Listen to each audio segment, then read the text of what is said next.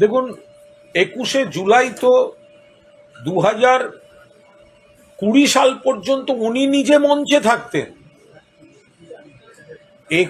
21শে জুলাই তারিখটায়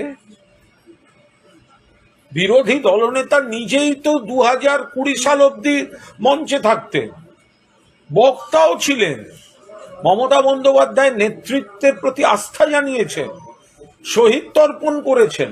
এখন ওনার ব্যক্তিগত কিছু বিষয়, কেন্দ্রীয় সরকারের এজেন্সি ইত্যাদি আনুষঙ্গিক বিষয় যদি ওনাকে দলবদল করতে হয়, সঙ্গে সঙ্গে 21শে জুলাই তাৎপর্য বদলে যাবে, এটা কি করে হবে? ওই 21শে জুলাই তিনিও তো প্রত্যেক বছর ওই মঞ্চে থাকতেন, মমতা বন্দ্যোপাধ্যায়ের নেতৃত্বকে সমর্থন করতেন।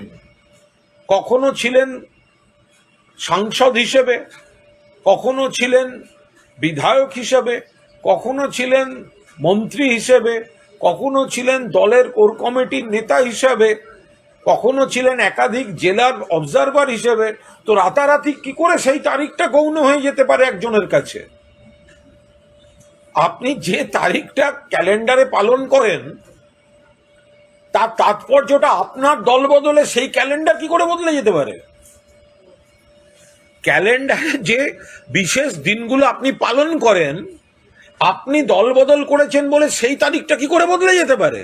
বা সেই ক্যারেক্টারের সেই তারিখটার যে তাৎপর্য সেটা কি করে বদলে যেতে পারে?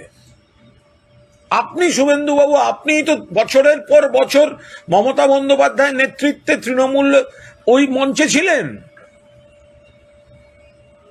আপনার বক্তৃতা তো ওই মঞ্চ থেকে আছে। তো সেখানে আপনি যখন 21শে জুলাই তাৎপর্যটা আপনি জানেন, আপনি মানেন, আপনি বলেছেন, আপনি দল বদল করলে 21শে জুলাই তাৎপর্যটা কি করে বদলে যেতে পারে? এটা তো চূড়ান্ত স্ববিরোধিতা। আমাদের ভিডিও ভালো লাগলে লাইক ও শেয়ার করুন, কমেন্ট সেকশনে গিয়ে জানান আপনাদের মতামত। আরও ভিডিও পেতে চ্যানেলকে সাবস্ক্রাইব করুন। প্রতি মুহূর্তে খবরের আপডেট পেতে প্রেস করুন বেল আইকন।